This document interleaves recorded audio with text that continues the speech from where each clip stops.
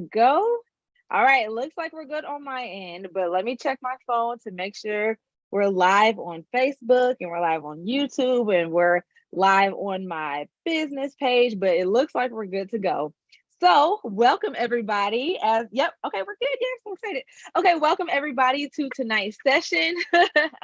Y'all, the struggle is real for a couple minutes, but we're good now. Y'all know how technology is. But welcome to tonight's interview, tonight's conversation, tonight's live stream. Let us know where you're tuning in from. If I'm looking down on my phone, it's because I'll be monitoring comments on tonight. I'll be giving some shout outs. So as everybody's coming in the room, let me know where you're tuning in from. Let me know who you're watching with, and let me know one thing you are most excited about for tonight. So we have a wonderful guest. I will do an introduction in just a couple minutes. Like I said, we're just letting people come in the room. But while you all are coming in, again, just give us a little introduction of yourself or who you're watching with in the chat. Let us know what you're most excited about and share this video. Okay, this is free game, free content, free information for you and for your peers, for your family, for your classmates. So absolutely share this live stream right now. Okay, go ahead and click that share button. It's just going to take 1.5 seconds. Share to all your groups. I'm going to go ahead and share myself so we can go ahead and make sure that everybody is getting this content. So let me go ahead and share to a couple groups. I see people, I see y'all joining. I see these numbers going up. All right, everybody. So let me share to a couple of my groups, share to your group, share with your friends, and we will get started. All right, let's see if we have any comments so far. Let me see where y'all coming from and what y'all doing on tonight. Let's see. So let's see. Welcome, William. Welcome. Let me go to this page. This might be a little bit better. All right, let's see who we have in here. All right, I see people are sharing. All right, I see y'all watching. Let me know where you're tuning in from. Let me know who you're watching with and what you're excited to get on tonight. We got people watching on YouTube. Yes, this is so exciting. All right, so let me share it in one more place and then I'm not going to hold y'all. Let's see, welcome Valencia from the Bronx. Welcome, Valencia. Glad to have you on here this evening. Let's see who else we got in here. Don't be shy, y'all. We're about to be one big family. Welcome, Marianne from Indianapolis. Welcome. Great to have you on here. Let's see. Let me share. I know I keep saying it. Let me stop getting distracted. And let me just go ahead and share. I'll just keep on talking. So let me go ahead and hush up for a second and share. Welcome, Rochelle from Virginia. Welcome. Great to have you on here tonight. All right. So let's share. All right. I am in a bunch of college groups and I want everybody to know that this is the place to be because we are about to just give you all type of information when it comes to how to successfully navigate through college. If you have kids who are in high school or who are going to college, if you are going to college yourself here soon, then this is going to be a session you absolutely 1000% do not want to miss. All right, we got more people. Welcome, Nitra. Welcome, Sandra. Welcome, Lisa from Detroit. We have Florida in the building. We got North Carolina in the building. That's what I'm talking about. Come on, let's make this nationwide. All right. All right, cool. So I think I've shared to all the groups I'm going to share to. Let's go ahead and dive into it. All right. So welcome everybody to tonight's conversation all about how to successfully navigate through college. So if you don't know me, if this is your first time seeing me, welcome. Hello. My name is Brianna Membres, and I am the founder of SheEdits. As you can see behind me on my shirt, I'm repping tonight. So I'm the founder of SheEdits. We are a scholarship assistance firm. So we provide the full range of scholarship services to high school and college students and adult students and their families. So I was blessed to graduate debt-free. I received over $50,000 in grants and scholarships. Glory be to God. I'm a first-gen student. I had no idea about how to win scholarships. I didn't have a penny saved up for college. I did not know how I was going to get through college debt free because I wasn't an amazing athlete. I wasn't a super brainiac, but I knew that we weren't taking out any loans. My mom was like, "No, we're not doing that." So we had to figure out a way to graduate debt free. And so that's what we did. My mom and I buckled down. We learned the scholarship process. We did our research. We talked to people. And eventually I was able to graduate debt free. So I was super excited about that. I love teaching. I love education. So after I graduated, I taught in the classroom, but then I decided I wanted to come home and do SheEdits. So we again help people with everything that they need, A to Z, start to finish, when it comes to the scholarship process. So far, we've been able to help students all over the country win nearly $2 million in grants and scholarships, financial aid, awards. It's just been amazing. Also, glory be to God. So I am just so excited, and just I love what I do. I love being able to teach. I love being able to help people go through college without any student loan debt. I'm getting to the point now where I am seeing students who are actually graduating. So they started working with me when they were in school, but now they're getting to the point where they're graduating. So now I can see the end of their success as far as scholarships. So it's just a really cool time. So if you want to learn about how to win scholarships and graduate debt free, that's not what we're going to be talking about tonight. Tonight, we're going to give the floor to Mrs. Regina Martin, and she's going to talk about how to successfully navigate through college. So I'll talk about how to pay for college, and she'll talk about how to get through everything else, right? The financial piece is just one component, but good news for you, even though that's not what we're going to be discussing tonight, I do have an upcoming scholarship workshop that I would love for everybody on here to join. So that will be on next Thursday, July 20th at 7 p.m. Eastern. That will be all about scholarships and graduating debt free. So you don't want to miss that. It's live, it's on Zoom. So yes, you can unmute. Yes, you can turn on your camera and ask questions. You'll get a worksheet that goes along with it. You'll get about an hour and a half of just packed, dense scholarship content. And it's in a really fun way. It's in an engaging way. And so you definitely don't want to miss that. So just go to SheEditsLLC.com to register. Spaces are limited, so go ahead and lock in your seat. You can go once again to SheEditsLLC.com, or you can go to learn.SheEditsLLC.com. So either one of those will take you there, all right? But I'm going to stop talking about me and SheEdits, and we're going to go ahead and dive into this interview. I'm so excited.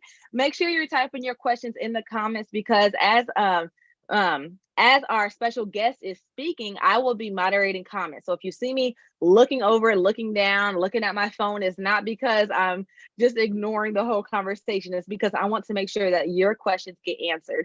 So I know I'm streaming on YouTube and Facebook, so I'll be hopping back and forth. So put your questions in the chat, and we will make sure and make every attempt to get all the questions answered. All right. But let's dive into it. So let's talk and introduce our guest. So today I have Miss Regina Martin. She is the founder of Scholars with a Purpose, and I'm going to let her do her own introduction. So Regina, welcome. First of all, I'm going to shut up. Welcome. Thank you so much. Thank you. Thank you. And before I introduce myself, I want to let you all know out there who is listening, I am also a part of SheEdits by way of being a student. Just because we are professionals does not mean that we stop learning. So Brianna and I connected last month, and we just started vibing back and forth. And, she's going to be on my platform. I'm going to be on her platform. And then, like I said, I've been to the scholarship workshop. It is definitely a wealth of information. So definitely make sure you sign up for that. So a little bit about me. I am an educator. I am a higher education professional by day. Scholars with a Purpose LLC was formed in June of 2018. The reason that I formed it is basically because my children's friends were coming to me for advice.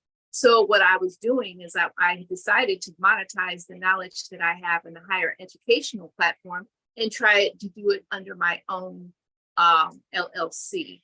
And I have been a higher education professional for 6 years. And I realized that I work with first-year students, and I realized that many students are coming to college not prepared. They go from high school and they go to college, and they think that it's an extension of high school, which it is not. The expectations are different. The requirements are different. You can't go into class saying, Professor Martin, I need to get an A.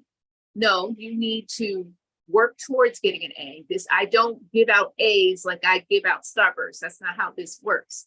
So as an adjunct professor, I see it firsthand all the time, the importance of educating our students about the college experience before they get there. Because lots of times the marketing department does an amazing job with their advertising of how beautiful the college is and how the lawns look and how everybody is smiling on the brochures. But then when you get there, reality hits you and you realize, oh, this isn't what I thought. And just for those parents out there, I know it's going to be hard to let go. I know it's going to be hard to, not make sure that Johnny or Melissa gets to class on time, but they are full-fledged adults when they're on those campuses. Funny story, sometimes what ends up happening with some of the classes that I teach, students feel like, Professor Martin's not going to miss me. I'll see them in the courtyard and I'll be like, hey, how you doing? I'm sorry I missed you in class today. Make them feel this small, but letting them know that I'm invested in making sure that they're successful. And like I said, I'm really excited to be here tonight to talk about how to navigate through this college journey, because it is a journey. Absolutely. And I can speak to the journey firsthand. Like I said, I went through some college prep programs when I was in high school, but when you're on campus, when you're a full-fledged adult, like you said, when you're by yourself and your parents aren't right behind your back and checking up on you every day, it is a big culture shock. So I'm super excited to dig into how to help students, especially navigate through that first year and then make sure they're actually graduating and going all the way to year number 4 or beyond. So now that you've given us a little bit of an introduction of yourself, let's talk about some fundamentals that you've outlined for college success. So I know when we talked last week, you gave me 4 really good fundamentals that students really need to be aware of when it comes to making sure they're matriculating through college with ease. So the 4 fundamentals I know we talked about were relationships, time management, setting goals, and setting a plan of action. So we'll just go through one by one. And can you just give us a brief summary of why each fundamental is so important and just talk about some tips to help get through each one? So we'll start with relationships. So can you speak to that for a minute? I sure can. Building relationships when you're preparing for college is key, because it's not just about going on the campus.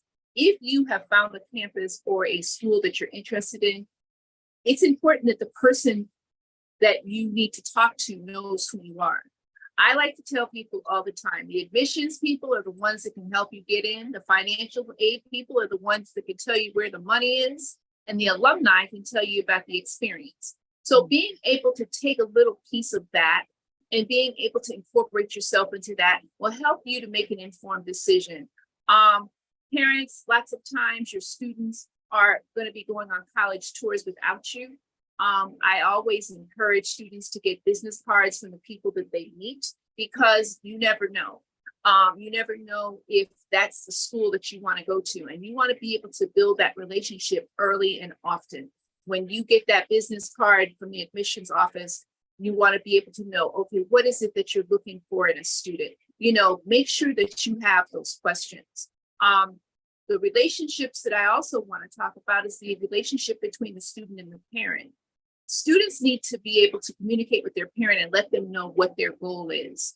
Sometimes parents make this mistake. We want to live vicariously through our children, but we need to be able to have that honest and transparent conversation to find out what it is that they want to do. You may say, hey, guess what? I don't want to be an engineer. I want to be a chef. But you won't know those things unless you have a conversation. And the thing is, as a mother of 3 children, I totally understand what that's like. I have a daughter who is 26. She got her undergrad in media studies. She got her master's degree from Norfolk State University, HBCU, in public relations. And she was able to land a job at Radio 1. But it was a journey. But being able to have those conversations and build those relationships with your children, not being intrusive, but being informed. It's important for you to know what your student wants to do. You may want them to go to college, but they may want to do something totally different. Mhm. And it really, those aha moments are significantly real. And my youngest son is in his last year of college. True story. He began majoring in sports journalism, but he decided he didn't want to do that anymore. So imagine my surprise when he came home and said, I'm changing my major in his junior year of college. So, I didn't quite know how to feel about that as a parent, because I'm saying, I had a plan. You were supposed to be done. But now you're telling me that you want to change your major. Long story short, he changed his major to English. And the reason why he changed it to English is because of the fact that he is a spoken word poet. So he performs around the tri-state, and he wants to be able to empower young adults and young people about the power of spoken word. That is the goal that he has. So parents, note to self, as long as your child has a plan, it's totally fine. And the relationship number 3 that I want to talk about is the student relationship with their guidance counselor. You need to make sure that your student is staying on top of things in regards to classes, and unapologetically, don't be afraid to be that parent to make sure that your student is on track to graduate. I did it. I lived through it.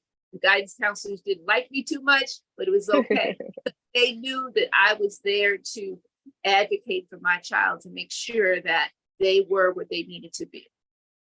I love that. So many good things. I'm just over here scribbling notes. I'm trying to keep up because there's so many good things.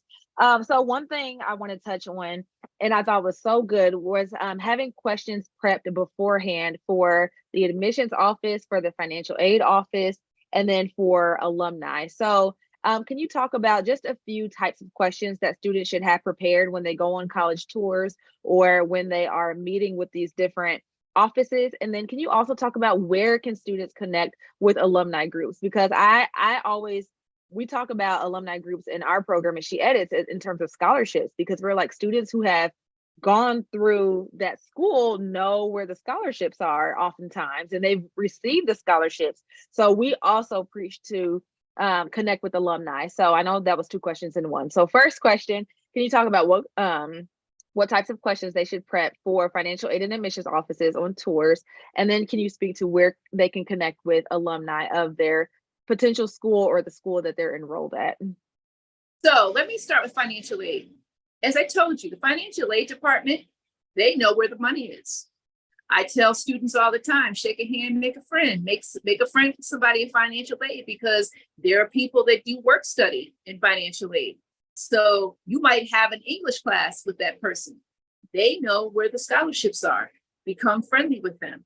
Now, if you are a high school student trying to figure out how to do that, again, getting that business card, and the conversation that you should have with financial aid, first of all, is what type of scholarships do you offer? What type of GPA requirement is expected in order to qualify? And also, how much out of pocket are you going to be expected to come out of pocket with after they allocate the money? Because lots of times, and I'm sure Brianna can speak to this, we get excited that it got into school. Yep. But until that cost of attendance letter comes, which breaks down everything that you're going to be covered with, you need to make sure that you have that contact person to explain everything that they're offering. And let me just add a caveat to that. Student loans, unsubsidized and subsidized loans, which I'm not going to get into tonight, they're going to be on that letter. Mm-hmm. You do not have to accept that. You can decline it. But please note, by declining it, you need to make sure that you come up with that money that you're declining.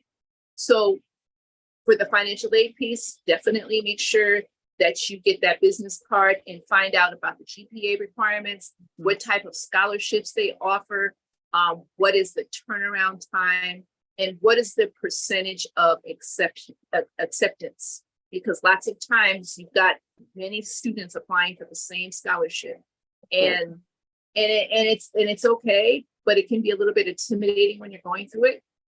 So moving on to the admissions process, what type of student are you looking for? And when I say that, I mean, you know, are there particular criteria that need to be met? Do I need to make sure that my transcript is reflective of the type of student that you're looking for? Because the unofficial transcript or the transcript that the admissions office is going to get, there's a process that you have to go through. That transcript has to be in a sealed envelope or it's not considered official. So in other words, sure, you can go to the guidance department and get a photocopy of it, but in order for you to go through the admissions process, you need to make sure that it's in a sealed envelope because that's when it's considered official. They are looking at all grades from 9th grade to 12th grade. So that doesn't mean when you go to high school, 9th grade, you start loafing around and you don't pay attention to your studies.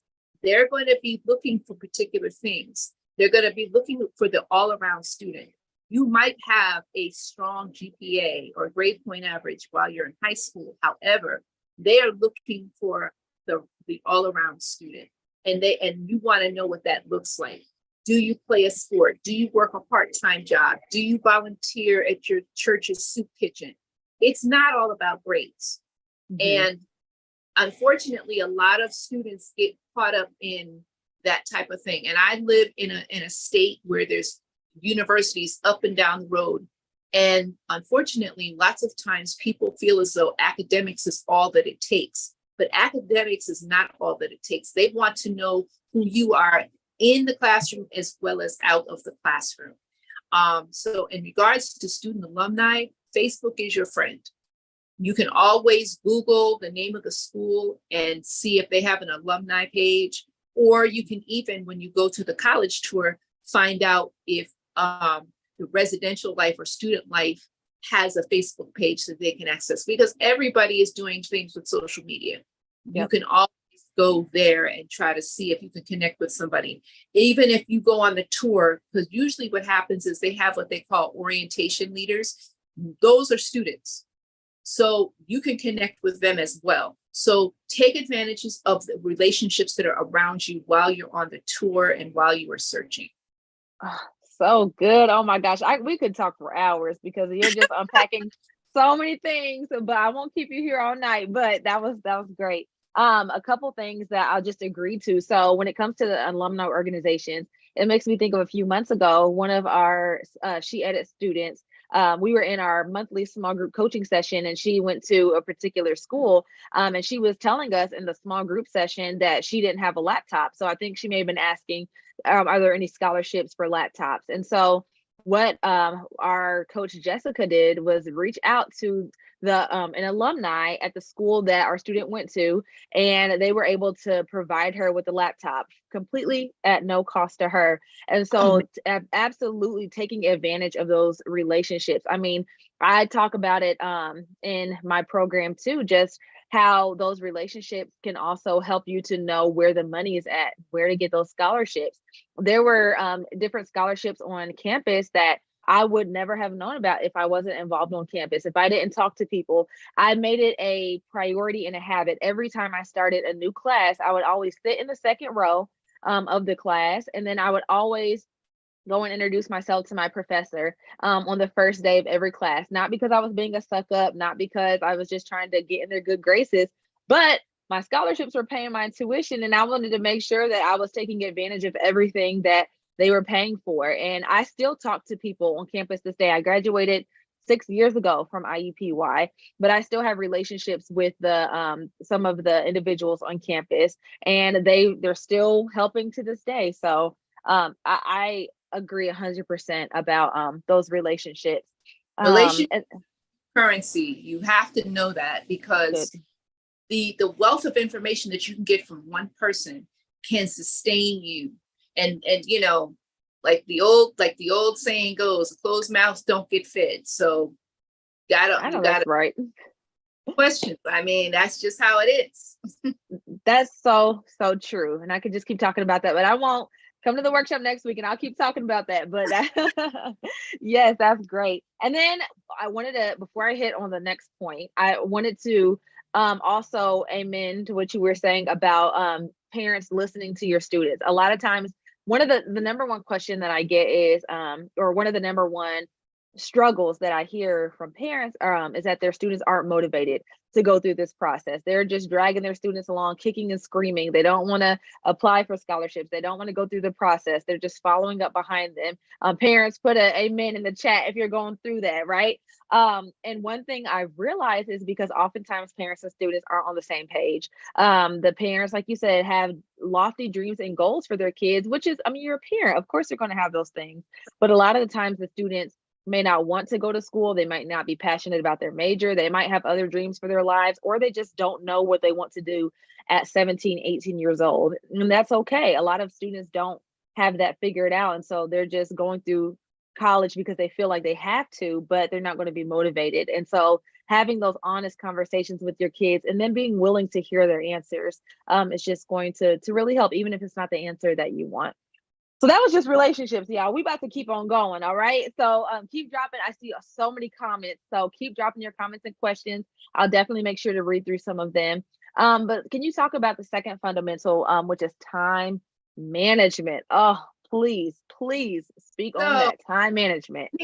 here is the bone of contention to everybody. When I work with students, the first thing that they say is, Miss, how do I manage my time? And I've worked with high school students as well as first year college students. And one of the things that I usually say is invest in a planner. You don't have to get some expensive planner. You can go to Walgreens, CVS, go, yep. And I've got one right here too. I've got my little planner right here. I live by it because here, having a planner keeps you accountable. And lots of times being able to jot down what you need to accomplish in the course of a day or a week is amazing. The sense of accomplishment that you feel. Time management requires you to minimize the distractions. Don't be trying to play your video game when you're trying to write a history paper. Don't be trying to talk to your phone. Don't be trying to go on Insta. That's not time management, and that's not effective. You can't get mad at the teacher because she gives you a low grade for poor work, because you didn't put your effort into it because you were distracted. Another way that you can manage your time is to get a whiteboard.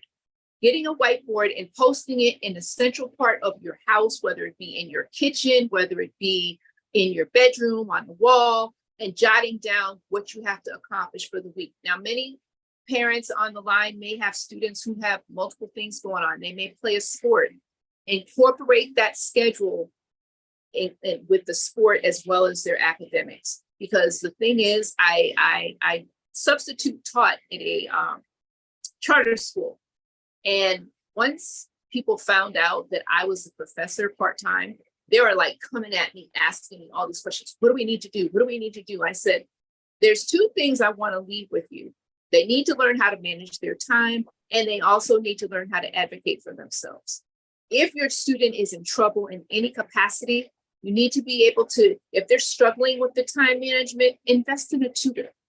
I know that a lot of people are not sure about that whole thing, but trust me, having another person be that voice for your child and help them navigate. Sometimes we as parents have to remove ourselves from the equation because, we're like negative, we're like in their ear, like, what, did you do your homework? Did you do your homework? I'm telling you, the stories I'm sharing, I've lived them, I've done them. So I am not trying to act like I have been the perfect parent, because I was not. However, get that planner. Start planning Sunday night when you're just sitting up there, just trying to figure out what you're going to do. Plan out your week. If you know that you have a history paper due on Friday, put it in the planner, or put it on the Blackboard. And there's time management apps that students can download for free that they can put on their phone. Another way to keep them accountable is setting a timer. I am a strong believer that trying to do stuff 2, 3, 4 hours is not effective because you're not putting forth your best work. Work in 1.5 hour increments. Work for 1 hour, an hour and a half, take a break, take a shower, eat some dinner, then come back to your work. You're more refreshed, you're more focused. If you're trying to knock out a 5-page double space APA history paper and you're tired, you're not going to be put forward your best work. And most importantly, you're going to be falling asleep True. trying to get it done.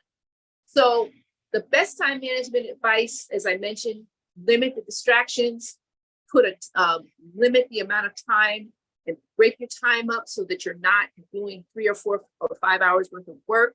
Make sure that you are staying on point and trying to organize your time at the beginning of at the top of the week, which I'd like to say is Sunday. If you know that you've got stuff going on, put it in the planner. And as you go along, just check it off and just keep going. I love my planner so much. I get excited every year buying a new planner. I just bought my new one. And it's like, I have planners that I haven't gotten rid of yet because my husband doesn't like that because he says I don't need to hold on to it, but that's another story. My husband too. However, it's important to stay on track with your stuff because it's easy to get distracted. And another thing, this is something that students may not like, but this is something that we had to start doing with our kids, especially when they were in middle school. Have them do their homework in a central place, which means they can't have TVs. They can't have their phones. They have to keep their phones away from them. And that way you can monitor what they're doing and they'll stay more alert. If they're at the kitchen table doing their homework, as opposed to being in their bedroom, 9 times out of 10, if they're in their bedroom, they got their headphones on. Oh, mom, I'm music. Yeah, no. And it saves you time doing it in a central place because you have less distractions. So then they're just knocking it out even more quickly with more efficiency. I love that. And I'm sorry. Yeah, I think you were about to say something. I'm sorry. I cut you off. No. That's it. That's all I got as far as time management. Yeah, I like I said, I love my planner. I have so many things going on, just my personal life, my church life, SheEdits, I have kids, I'm married, like I have like a 10 million things going on. And so you're right. Sometimes it can seem overwhelming, all of the tasks that you have to do, but writing it out and splitting it up over 5, 6, 7 days, it just makes it so much easier. Like I went through that earlier this week. I'm like, man, I have like a million things to do. So I just stopped. I just wrote it all out in my planner, split it up by the things I need to get done, Monday, Tuesday, Wednesday, and it just helps immensely. So I love that. All right. So we talked about relationships, time management, setting goals. Can you speak on that? So setting a goal about where you see yourself. A lot of people don't understand the power behind that. So in other words, you can set a small goal, which is something that's obtainable, by way of, okay, I'm going to make sure that I get all my work caught up for the market period, or I need to reach out for extra help for an essay that I need to do for my English class. So setting obtainable goals for being a high school student is one thing. When you're going to college, the grading system and the semester system are totally different from the marking periods.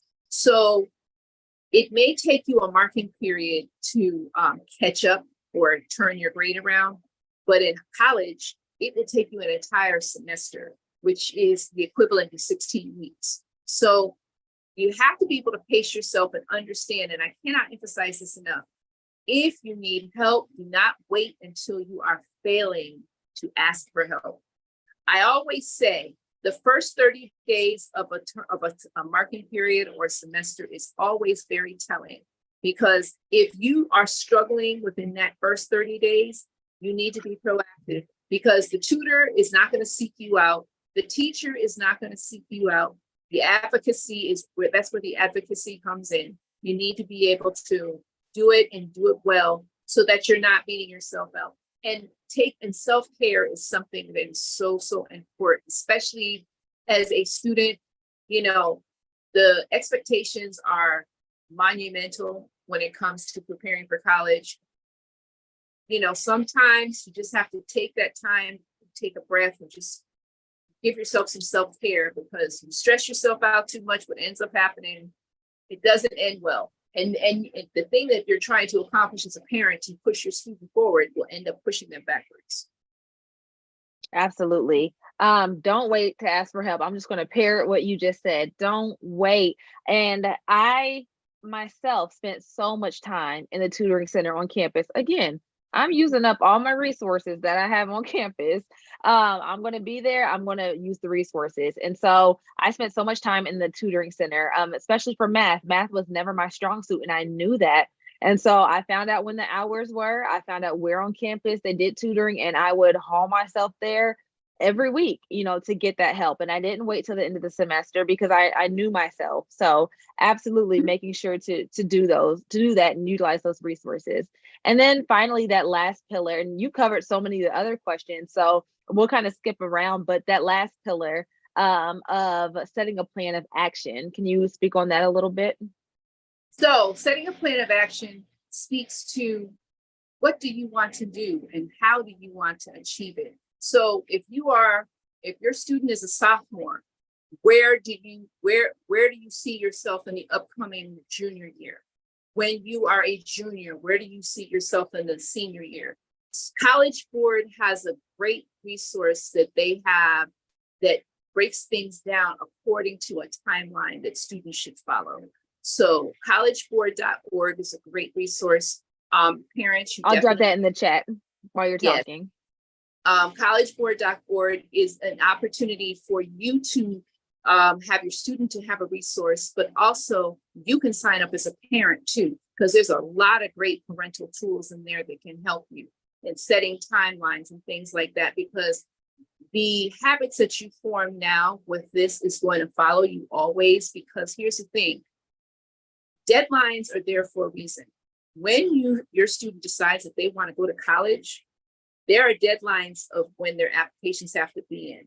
They don't get to play let's make a deal when it comes to that. Those deadlines are hard set.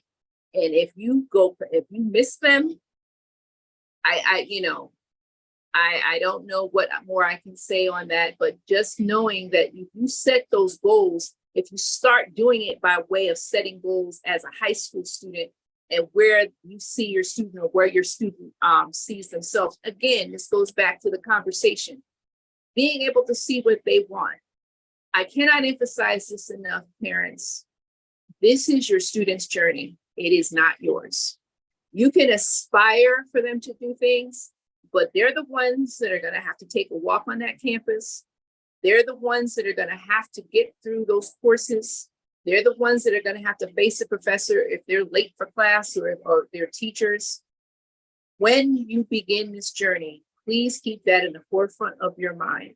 Don't set yourself up for disappointment, and realize that the journey is your students. You are just there to support, not tell them that you are a legacy child and you're going to be this. Don't do that, because that's the quickest way to fracture your relationship. I'm going to skip down a few questions because I think what you just said ties perfectly into this one. No, seriously, I'm just saying what you just said, it ties perfectly into this question. So I'm going to go ahead and ask it now.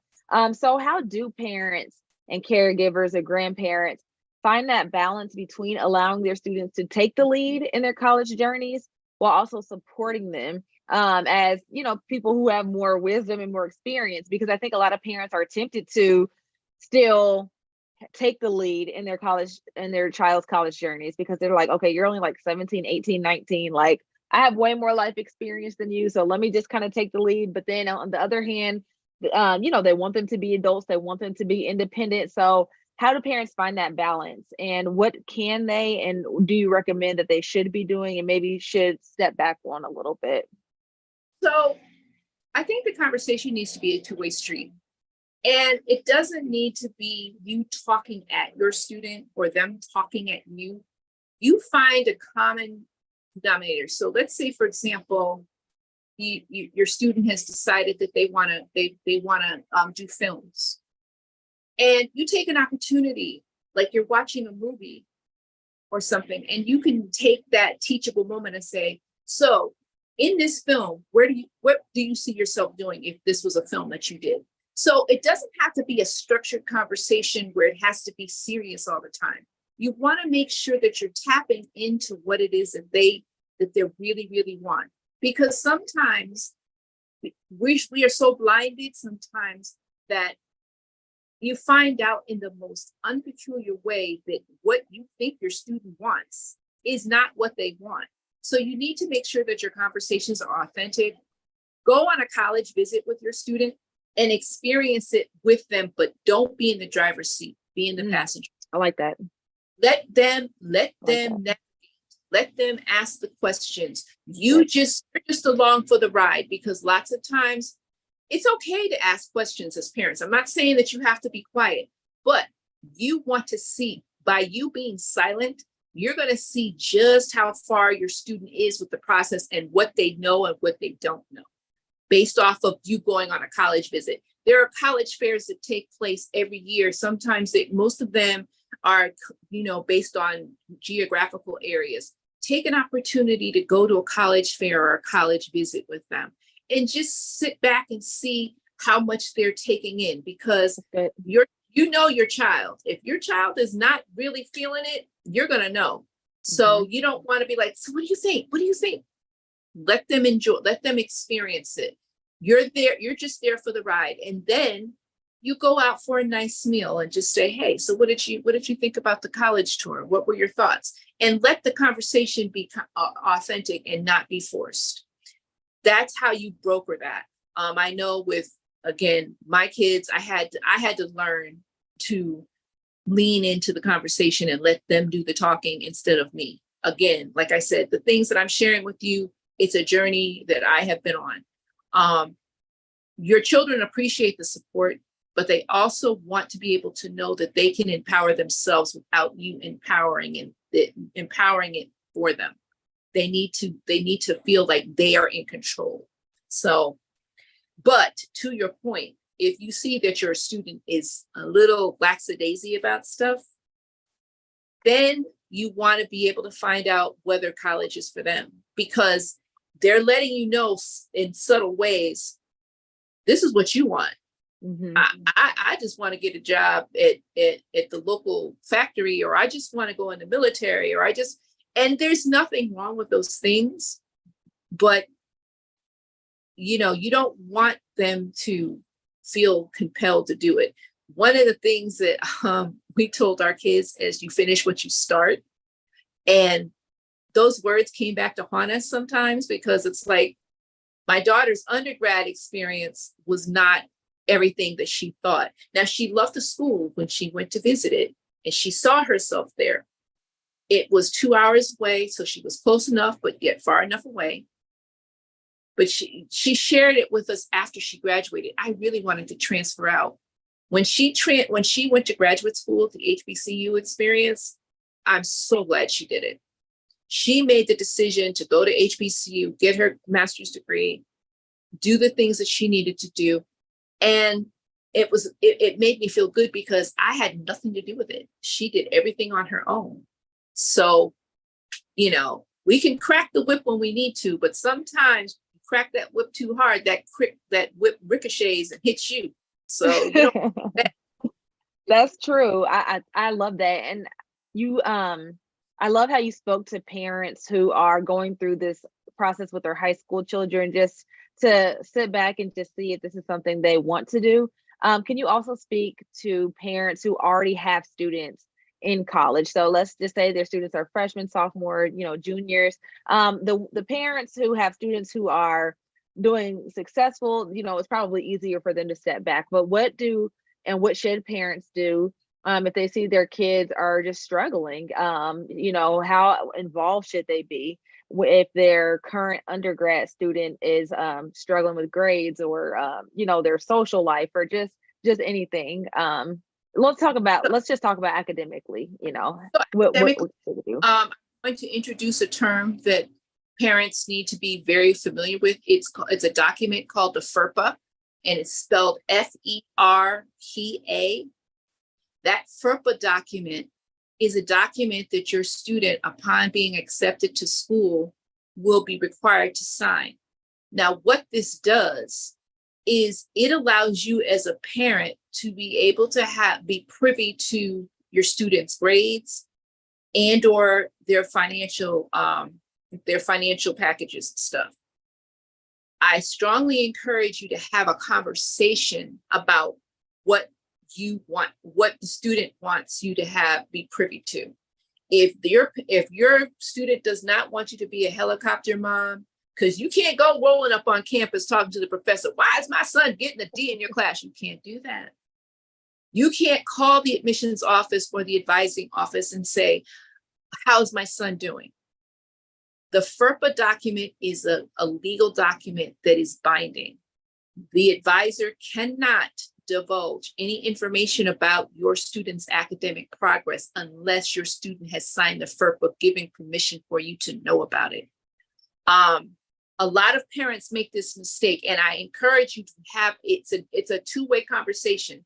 You're not going to get the document and say, okay, where do I sign? No, because again, I circle back to my original statement. They are young adults. So when it comes to, if you know that your child is struggling, have access to the grading, because if you're able to track what they're doing, then what you can do is you can try to see if you can navigate having a conversation with the advisor and saying, listen, that has a learning disability. They don't test well. They may need some extra supports. Only if that document is signed. If the advisor sees that there's no documentation to say that they can discuss this with you, they will not and cannot, or they will lose their job. Had a situation where, and this is again a true story, had a college student of mine who I was reaching out to. They weren't doing well. So they caught a case with me because they got academically dismissed because of the fact that they weren't doing well.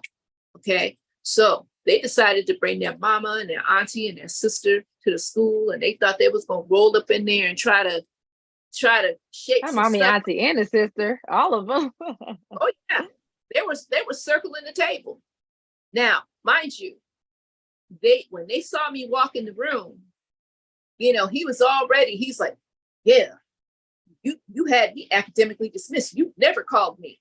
So the person to my right, who was the advisor, she said, oh no, she said, we have records of every time that Miss Martin called you. We have everything here. And so then he said, well, I turned in stuff. I know I did. And I bring in my colleague, the dean of the school. He has a conversation. Didn't turn in a thing. Parents felt like, boy, when we get you home, we're going to have a whole conversation. Note to self, parents, when you go to parent-teacher conferences for high school, this is what I used to do. And again, these are just my antidotes. You don't have to do it. I used to tell my kids all the time, is there anything that I need to know before I get there? Because if the conversation between the school and you don't line up, we're going to have some problems. So the confessional begins. Well, this is what happened. And da, da, da. So if you train up that child to be able to be transparent with you, you know what? You can't blame the science teacher for failing you if you're not turning in the work. So I say that all to say, as a college student, they think that they're trying to pull something over on you, and they have the characteristics where they feel like they can bring the parents in and the parents can shake things up. Before that conversation was over, that mother and that sister and that auntie, they shook my hand. They said, thank you so much. She said, you did your job. So it's not about shaming the child. It's about using it as a teachable moment. Young man, you knew that you didn't do the work. So you thought that you were going to come in here 3 people deep trying to intimidate me, but we have documentation to show that we've been calling you, we've been trying to support you. So it's all about knowing how to stay in your lane, especially with college students who think that they can bring parents in like they used to. Because come on, let's be honest, parents. Were you that parent that used to roll up in there with the raincoat with the one button on it because you were mad because Johnny came home and told you that a teacher made you mad and you were getting ready to give them the business and find out that it was not what was presented to you in the first place? I think we are all guilty of that, I and included. So it's important that FERPA document is a conversation. Find out what it is that your student wants you to have access to. If you're going to be helping to process the scholarships that Brianna's going to help you get, then you want to be able to have access to the financial portal to see what their expectation is. So it's important to know about that document, because a lot of parents get shook when they see it, because they're like, what is this? And why do I have to sign it? And how come he gets to know? Educate yourself. Knowledge is power. Absolutely. Absolutely. And I've seen that so many times, because I'm in a bunch of college groups, and I'll see that parents are so frustrated because they know their kid is struggling, but because of that document, they can't have access to anything, or they're just surprised and shocked when students have all of this debt or just all of these things, but they're just clueless. So it's so important to read everything and just make sure you're paying attention before you sign any documents. Don't sign any documents. Just just be involved, especially when it comes to signing things, for sure. I love that. So let's kind of take a step back and talk about parents who are just entering this process. So parents who maybe have freshmen or sophomores in high school, or maybe even middle school parents. I have a lot of parents who ask questions about what they should be doing in middle school. So I know one of the biggest words I hear is I'm overwhelmed. And a lot of parents of seniors might be overwhelmed too. So we'll just talk about overwhelmed parents in general. They don't know where to start. They don't know what to do. They don't know if they should schedule a tour, if they should start looking for scholarships, if they should start just submitting their transcript to school. Like, they don't know what to do. What's the best first place to start when it comes to helping your child through the college enrollment and admissions process? I'm going to say, again, going back to understanding what they want to do. There is a platform. It is a career platform. And it escapes me right now, but I'm going to give it to you when it comes. That's fine. Have your student to take that questionnaire. Based off of the answers that they provide, we'll see where they're a good fit on a professional scale. They may answer the questions and they may find that culinary is something that they want to do. Or they might answer the questions and they might want to do it. It turns out that they're good in the medical field. Or they find out that they're good at management. So taking little steps like that to kind of gauge their interest in finding out what it is that they want to do. There's all types of programs that are offered where students can actually get a jump start, especially as early as ninth grade. They can learn how to do medical coding. There are programs that are out there that that can teach, fundamental things. Just find out in your local educational platform, wherever you live. Go through there's a lot of nonprofit organizations that do programs. Like you mentioned, the college prep program. I encourage you to enroll your child in a college prep program. Yep. It's so important. I also would say that with a first year student, make sure that you, again, give them a chance to just kind of decompress from school for a minute before you hit them in the summertime. Mm-hmm. But just kind of ease into the conversation for the early part. When it comes to sophomore and junior, I always say that it's good to be preparing for your upcoming year while you're in your current year. So if you're a sophomore, the sophomore needs to be thinking about, okay, what classes do I need to be taking as a junior? What type of things can I do to boost my GPA or boost my transcript? Another thing you could do in the summertime, there's lots of colleges and universities that have summer programs where you can actually be on campus and be a guest there for the weekend. Your student can stay overnight. They'll have you actually sit into a mock classroom. So they actually have the feel of being a college student to see, I'm kind of liking this field, because college is not all about parties, contrary to what people may think. Yeah. The other aspect, another thing you can do is there are schools that are now doing what they call high school academies. which means that a school is partnered with a local university that offers the ability for students to take college courses for credit. They can take very fundamental courses and earn credit, but it gives them a bird's eye view of what the college rigor is like while they're in high school. My younger son actually did that. He was in high school and he took college courses while he was in high school. And ironically enough, the school that he was going to is the school where I work. They did not offer what he wanted as far as a degree program. So he went to his director and he said, hey, you know, this isn't the school for me. They don't offer what I'm looking for. And my son identified the school that he wanted to go to. So the director was like, well, you know, you probably should stick with it because they may not take your credits, which is true. Again, another story for another day. But what happened was my son was able to take those 21 credits and apply for the school of his choice. And they took all 21 credits. So he entered the freshman year with 21 credits. You need 60 credits to transition from freshman to sophomore. So I say that to say, have them take a college course. If a community college is offering a college course for free, look into that if finances are a thing.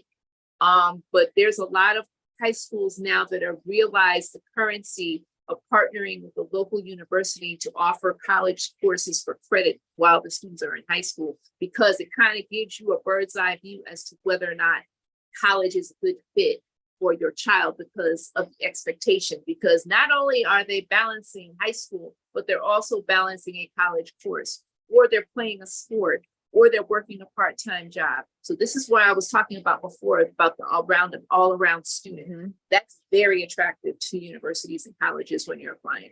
I hope I answered your question. Yes, absolutely. No, absolutely. Yeah.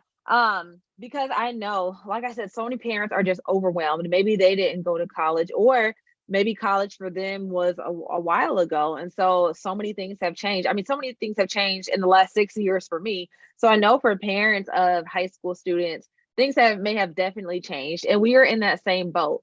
I'm a first gen student. Neither one of my parents graduated from college. My parents were very supportive of my dreams and also my sister's dream. She decided to go the cosmetology trade school route. I decided to go the college route. And going back to what you were talking about earlier, they were just very open and honest and supportive of what we wanted to do. So even though college wasn't her thing, they completely supported her in that. And then with me, we didn't know where to start, right? And so those college prep programs, my mom found an awesome program in Indianapolis, Center for Leadership Development. And I was always at CLD classes from the time I was in 8th grade all the way through to senior year. And it's a very low cost program. And she got just so much information. Like you said, a lot of the community colleges will partner with high schools and have those programs. There are so many summer camps and summer bridge programs and so many opportunities out there where you can learn from the experts. If you don't know how to do something, that's okay. None of us know everything. And so I am a huge advocate. If I don't know, I will pay somebody else to teach me, or I will pay somebody else to do it for me. That is me all day long. I'm like, I have too many other things. I'm just gonna stay in my lane, and I'll pay somebody. I'm telling you, I'll pay somebody in a heartbeat to teach me something or do something I don't want to do. And so I'm just encouraging parents, take that same route. There are so many people who are out there who want to help, who have gone through the process, who know, and don't be ashamed or embarrassed if you don't know how to get through get your child through or to college. That's okay. There are so many other things you're an expert in.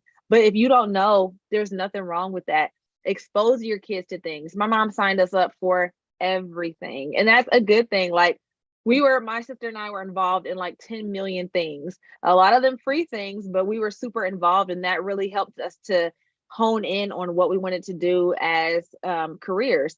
So when I decided I wanted to be a journalist, she signed me up for this little news program through our local newspaper. When I decided I wanted to be a vet, she let me go shadow at a vet's office. When I decided I want to be a teacher, which that finally stuck, her and my dad would drop me off to my old elementary school, and I would volunteer in the kindergarten classroom twice a week. And so expose your kids. And maybe you don't have the finances to put them into some high level expensive program, there's no problem with that. There's so many other resources out there.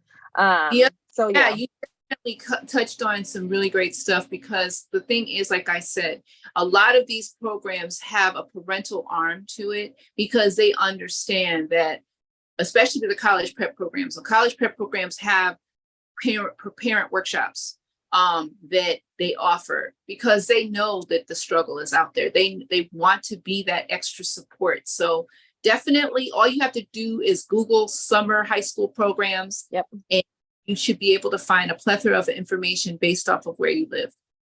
Absolutely. So we have time for a couple more questions from me, and then I'll get to some audience questions. We have so many questions. I wish I could answer them all. But we're going to give you Regina's contact information so you can send all the questions her way. Regina, you're about to be flooded because they are hot in the comments tonight. But I'm not going to keep you here till 10 p.m. So I'll ask you a couple more, and then we'll read off a few key questions. But the last couple questions I have for you are let's see. Okay, so let's get to this one. So what are some of the most helpful resources you recommend for college success? And then we'll talk about the free ebook that you have. But outside of your ebook, what are some other free resources that you recommend parents should take advantage of? Or not even free resources, but your favorite resources? I think for me, I think that going to anytime that there's an opportunity for a parent to go to a college fair or a college visit, the resources there, it's all in one room. I heard you mention that somebody from New York is on the line. Yep. Every year they have, the Urban League has a college fair in New York, Riverside Drive, every single year. And the interesting part about that platform is that if your child is a rising junior or a rising senior, they take their SAT scores and their unofficial transcripts, and they can get accepted to the school on the spot. That is a resource that does not cost a thing. Yep. You have colleges from all over the United States, and you can go through the application process. I'm sure that there are many that are similar to that one, but that one particularly comes to mind for me because of the fact that I've been there. I went there with my son and my daughter, and my daughter was accepted to like 6 schools. My son was accepted to like 5. I mean, they give you the official acceptance letter, like right there. Yep, they will. I second that. Right on the spot. And that's another way for you to build relationships, parents. Go to those college fairs, get those cards, get those brochures, because the questions that you may have may not come right away. You'll say, shoot, I meant to ask them. Get that business card and call them. Hey, I was at the college fair experience in New York the other day. You gave me your card and I had a question for you, but now I didn't remember it at the time, but I'd like to know if you could answer it for me now. Like I said, it's important for them to know you and know who you are, know who your student is. But again, keep in mind, it is your student's journey, not yours. Yes, I second college fairs, and all day long. You can get there's so many resources, so many people you can meet. I've done a lot of them with SheEdits, and I just have made relationships myself just with different people at colleges and organizations and college prep programs. They're free most of the time. They're all over in every state. I mean, I've done a virtual one, I've done in-person ones. Just go to them, keep their business cards, make those relationships. The last follow-up question I'll ask about the college resource fair. So as parents are gathering all this information, as students are gathering all this information, what's the best way that you found to stay organized? Like, what's your favorite way to stay organized with all of this paperwork, all these emails and letters and business cards and everything? They don't. We do. Yeah. Mm-hmm. I can't explain it any other way, because what ends up happening, now you may have a student who is organized and they are on it and they have their different things. One of the things that I encourage parents to do, and students specifically, is to create a spreadsheet of the schools that they're interested in and rate them. talk about, have that Excel spreadsheet outlining what it is that the school stuck out, about that school, what the cost of attendance is, who the admissions person is, who's the finance. Have a whole spreadsheet so that you can look at it at a glance, because how many trees they that they have to kill in order for you to get those brochures. So take the information and put it together on a spreadsheet. And that way you can have one resource. I mean, you can keep a couple of brochures here and there if you'd like, but doing the spreadsheet is the best way. That's what I used to do with my kids, because by the time you see all those brochures, it's like, you're not even going here. Why is this brochure still here? So yeah. Being your kid's personal secretary. I've heard that term so many times. It's okay. Like I said, my kids graduated. I felt like I should have been on the stage with them. Work, honey. I did the work. Yes, I know. And then those college resource fairs too. I'll say one more thing about scholarships. They give out scholarships on the spot. They'll give out college acceptances and scholarships on the spot. Take advantage. Go. All they usually want is just your transcript. Maybe bring your official ID. Let them know who you are, just so they can verify, right? But go. All right. So let's talk about go ahead. Also find out if the school is SAT or test optional. A lot of schools are going in that direction now, because they're starting to realize that a person may not test well, but that does not take away from their academic ability. And I've been saying it for years. Finally, someone listened, because there's a lot of elite colleges that are doing away with SATs and stuff like that. Now, if your students' grades are a little in the middle and they score well on the SATs, take them, because that will help you to leverage why your student should be accepted to that school. Absolutely. Thank you for sharing that. Can you talk about your ebook? And while you're talking, I'm going to drop the link on YouTube and Facebook. So your ebook is it's the 7 Steps to College Success, or to Student Success.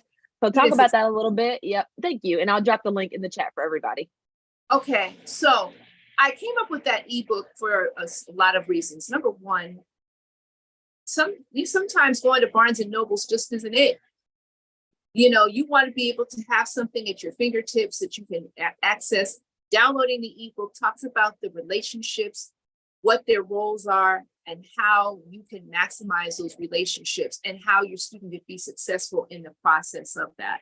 It's a quick read. It is a downloadable ebook. When you go to scholarswithapurpose.org, which is my website, there is a tab at the very top that says download now for your free ebook, and you can download the material and get that information right at your fingertips. I thought it was important to create that because of the fact that a lot of people don't know what student success looks like. And that's one of the reasons why I created the ebook, because we like to emphasize, okay, gotta be successful, but what does that look like? That looks like different in so many different ways to so many different people. And we have to be very mindful of that, because everyone learns differently, everyone processes things differently.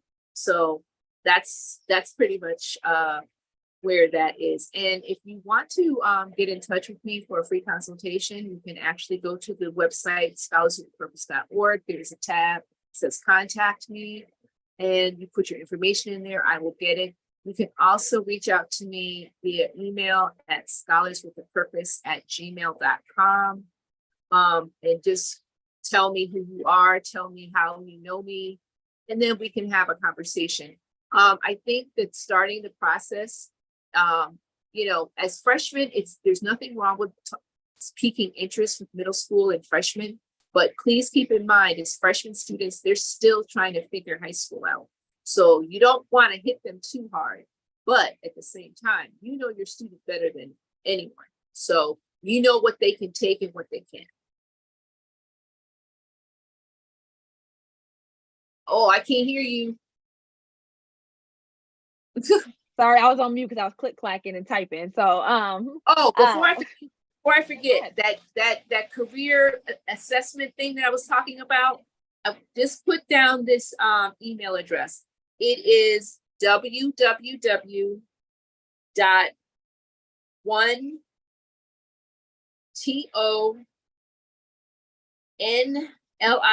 like online, .org. I see it right here. Cool. So yeah, so basically they can take that assessment. You can have your student take it and see what their good fit is. I know I'm looking dark. Maybe I should turn on a light. No? Yeah, go ahead. Yeah, you can turn on the light. That's fine. I'm gonna go ahead and drop this in the chat while you're turning on the light. Let's see. We'll drop this in the chat.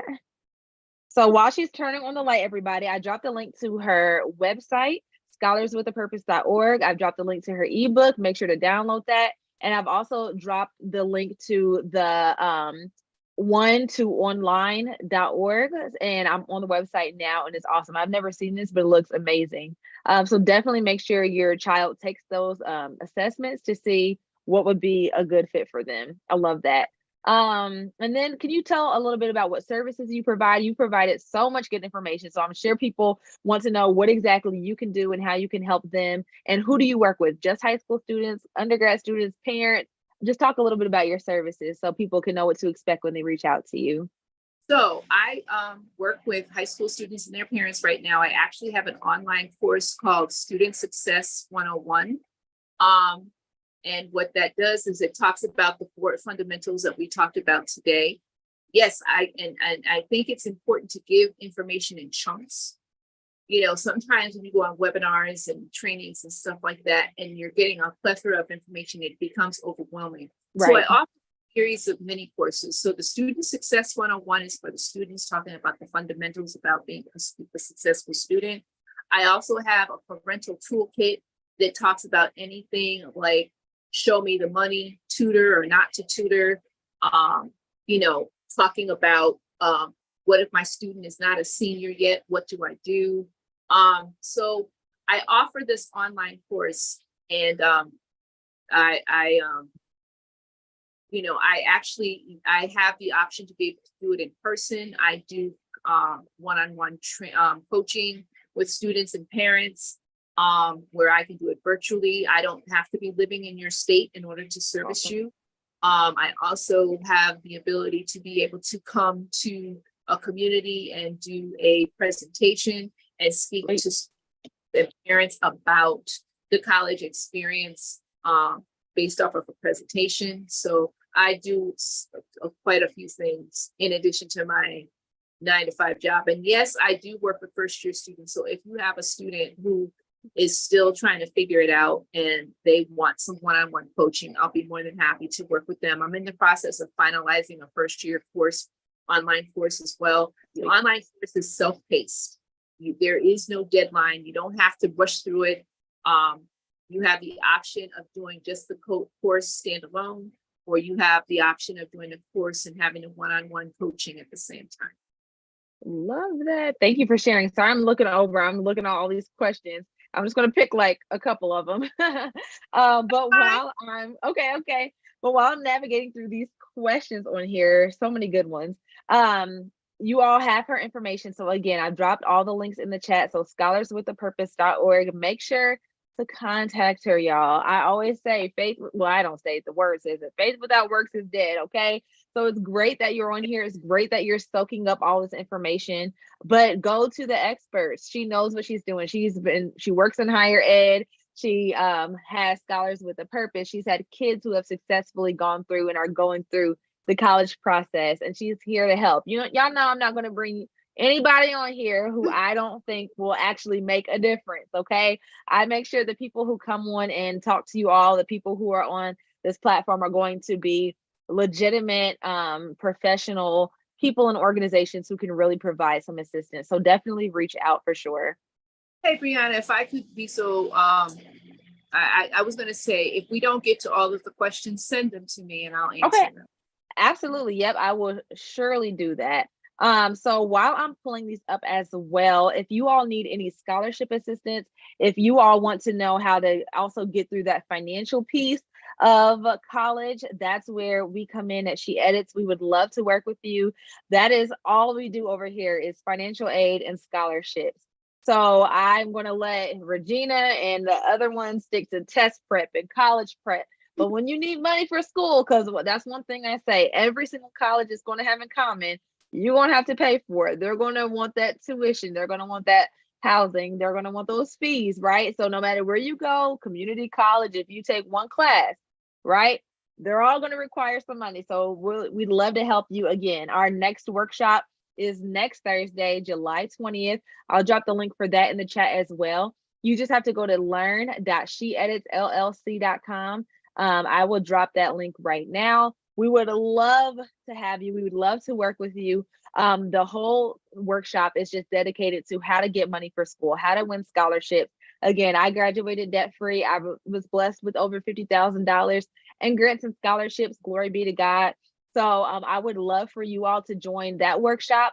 That one's on Zoom, so you'll be able to ask all your questions live. And I do stay on there till every single question is answered.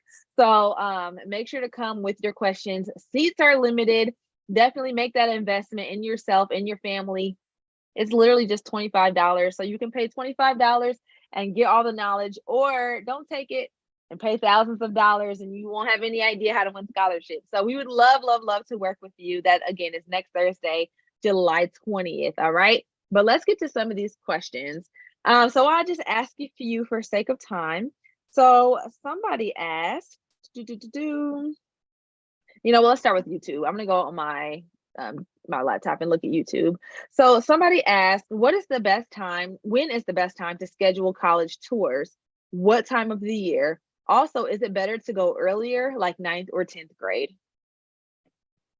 You can expose them as early as 9th or 10th grade. And it's the time of the year, the best time to go is the fall and the spring.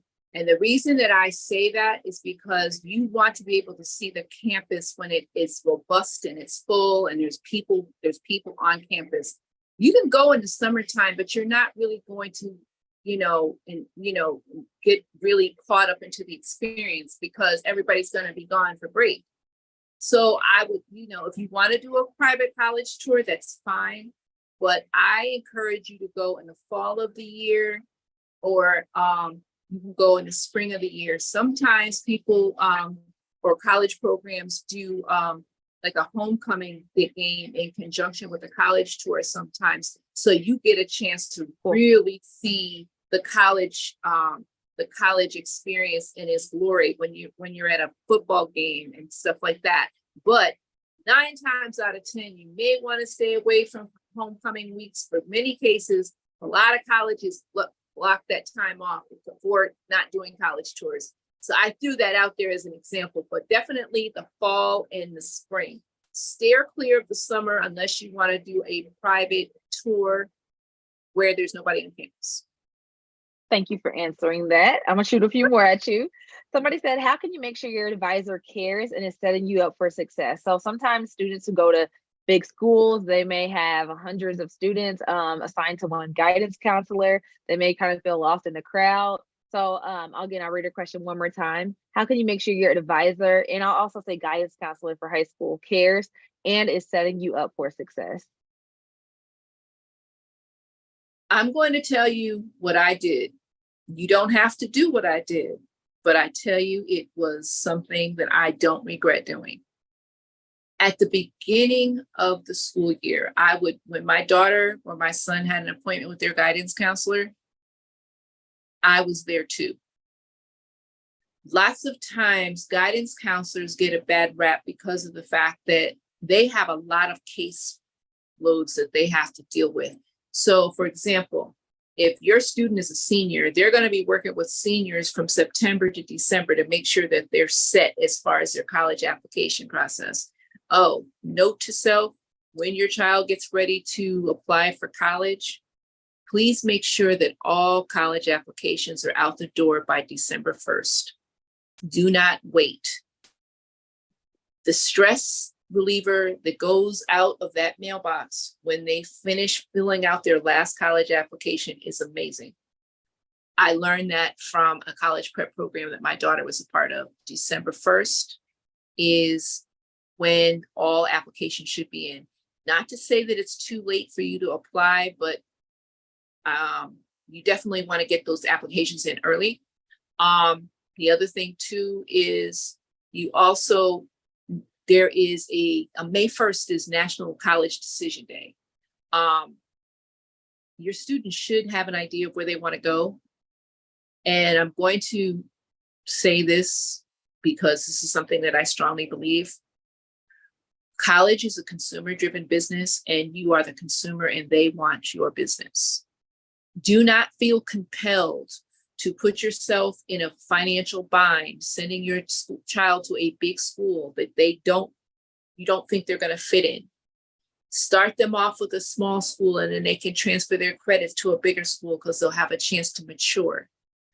Lots of times schools will sit there and give you all the bells and whistles. The package is beautiful the first year, but then after that, it's like people like Brianna will come into play, and you will need a Brianna in your life because those packages don't look as pretty.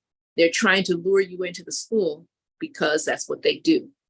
I say that as a college professional. I say that as a parent. It's a consumer-driven business. They want your business. And if the package does not align with what your budget says, that school doesn't want you. If they can't find money for you, because there's money to be found, they just don't want to give it to you. And I probably shouldn't be saying that, but I'm saying this to parents because I want you to know that lots of times we tend to settle, and we don't have to, especially if it's a school that's outside of your financial reach. So I hope that question was answered in the way that they were looking for. Absolutely. And oh my gosh, these colleges have so much money. In the workshop, I talk about appealing and asking for more money. So I got through college through a lot of scholarships.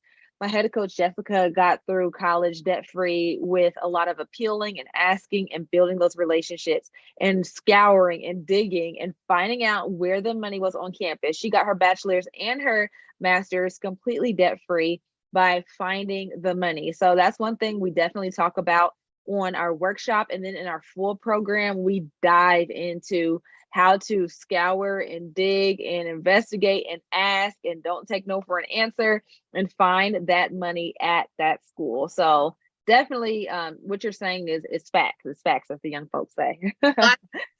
Because we're afraid that if we push back too much, that right. We're going to cross as, being aggressive or whatever. But it's very true. There's a lot of money in the universities.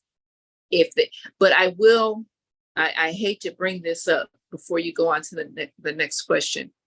Affirmative action is going to hurt us as minorities, as women, as people of color. When the Supreme Court repealed that decision, they're not just hurting people of color, they are hurting international students who come to the United States to go to school. It really saddens me as a higher education professional that they took that away, because it's not only going to impact students who are coming from other countries and their students that are here, but it's also going to impact programs like diversity, equity, and inclusion as well.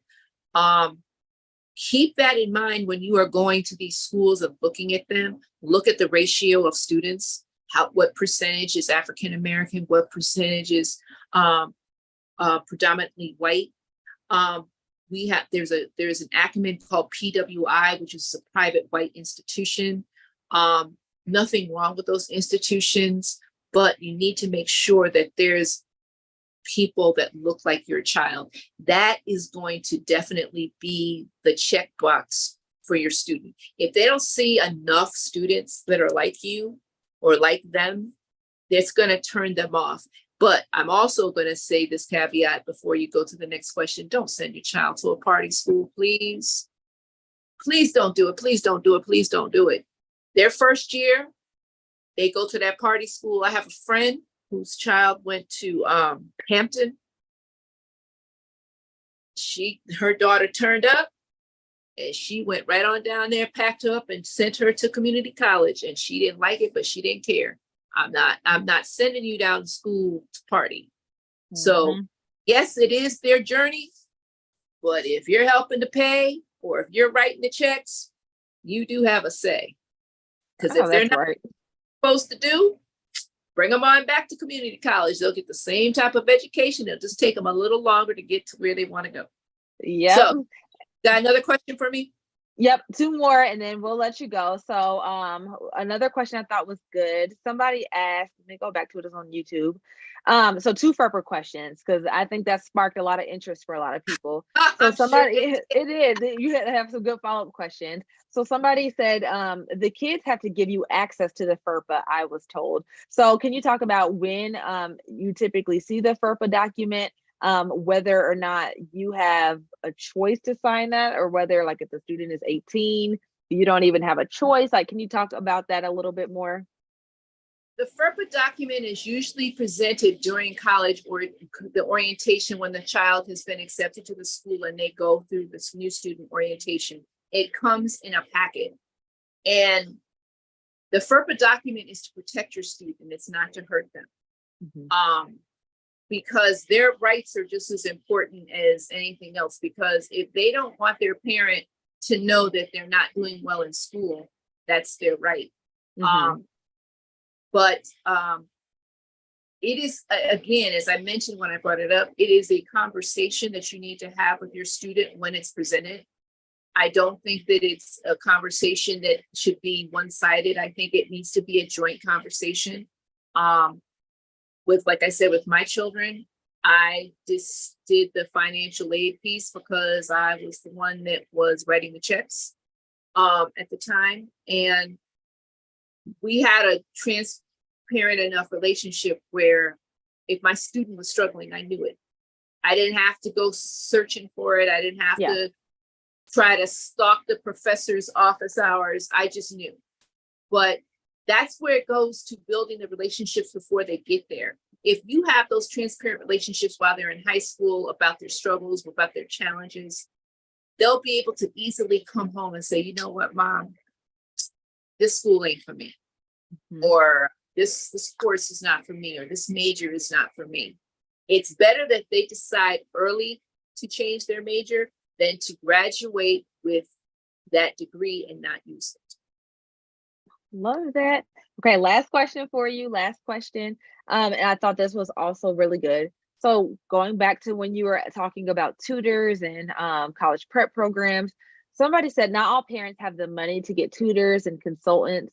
Let's give parents the tools to address this. So where can they get free or low cost resources for those who can't pay for a private tutor or an expensive college prep program? Okay. So as far as the tutoring question, I would utilize the educators that your student works with every day. Yep. If your student is struggling with math or struggling with English, find out if the teacher has after school hours that they dedicate to working with students who are struggling, and see if you can leverage that. Because I am totally on board with what you're saying. A lot of people don't have the means to do the college prep programs. However, I will have to spin that and say that some college prep programs offer scholarships to defray the cost so that you don't have to come out of pocket as much. Yep. But definitely leverage the educators that they're with every day. Mm-hmm. That's they're getting paid to educate them, so why not use them to help them to turn the corner with where they're struggling. Love that. And if your student is same thing, if your student is already in college, take advantage of those tutoring centers, of the writing center on campus, of the math tutoring center, of the professors. I'm telling you, as a former classroom teacher, we love to help. Like, that's what we went to school for. That's what we do day in and day out. Teachers don't make a lot of money. We're not in it for the money. We're in it because we love to help students. We want to see you succeed. The students who would take the time to come to me and ask me for help, for that additional assistance, for me to sit with them, I would be more than willing to do that on my lunch break after school, because it's like you're taking your education in your hands. And I love it because I love education. So I agree 100%. And mind you, there may be some there may be some teachers that may be hitting the exit as soon as the final bell rings. Right, that's true. But it's not all of them. But during the parent teacher conferences, that is a really great entryway for you to say, listen, you see that he's not doing well in math. Can we set up something for him to get some extra help? Because if you don't speak up, then what's going to happen is your student is going to become a part of a number of other students who are in the same position. And the parents, because parents work every day, they go to work, they come home, they don't know anything about algebra. Math is not my friend. And I'll tell you right quick, if it goes past 2 times 2 is 4, you lost me. So I would rather leverage that relationship with the educator that they have at the school. If you don't have the resources to do it, because there are a lot of tutoring services that are out there that are very expensive. But you may have somebody at your local church or somebody that's friends of a friend that's really great with math, that you could leverage that relationship. I totally agree. I mean, if you can't afford to do it, then use the educators that are there every day. And yes, I know they get burnt out, and 3:30 looks like it's far, far away. But I do know that a lot of educators, like you said, you're very passionate about what you do. I work in the tutoring center at my university. I work with students for first year. I talk to them about time management. I talk to them about soft skills, talk to them about advocating for themselves. I work with the student athletes on campus because they have a crazy schedule. So they called me in to ask me to work with them. They like me so much, they're going to keep me. So the football team is coming back in about 3 weeks. I'm going to start with them first, because between the weight room and the games and stuff like that, they got to realize that student athlete is not a fractured word. Student first, athlete second. It can't be reversed, because if you have an injury on the field, then what you gonna do?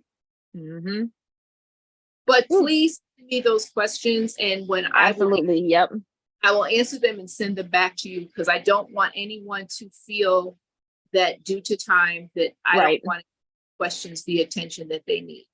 Absolutely. So I'm going to drop her contact information one more time in the chat. Her website is scholarswithapurpose.org. Again, that's scholarswithapurpose.org. I'm dropping it one more time for everybody. And let me drop this on YouTube as well. So I'm back and forth between like 4 different screens.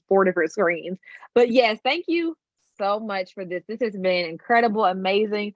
I have all kind of notes. I love doing these interviews because I always learn so much. I'm always trying to just educate myself. So this has been incredible. I'm so excited that you were on here tonight. Everybody, reach out, scholarswithapurpose.org. If you want to learn about how to graduate debt-free, win scholarships, learn how I did it, learn how our students and clients have gotten nearly $2 million in grant scholarships, financial aid.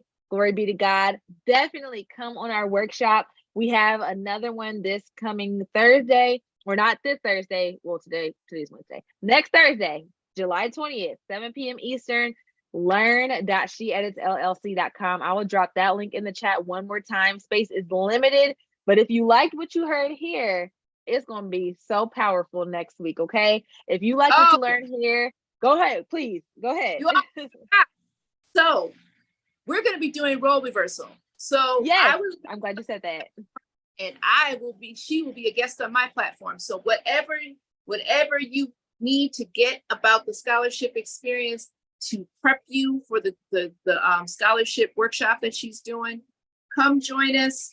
She will definitely be sharing that information with you soon. So I talked about myself and the gifts that we have been given to be able to educate and empower everybody. So it's going to be role reversal. You're going to be doing it next time.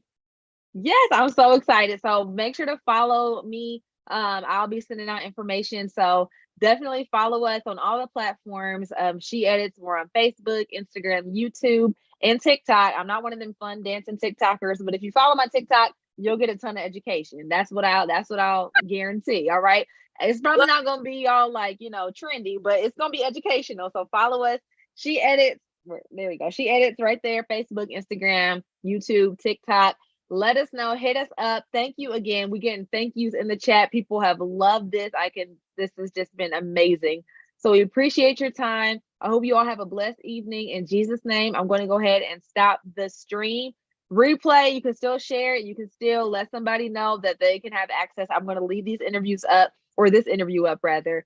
So definitely take the time to watch it again. And We'll see you all soon. Let us know if you have any questions.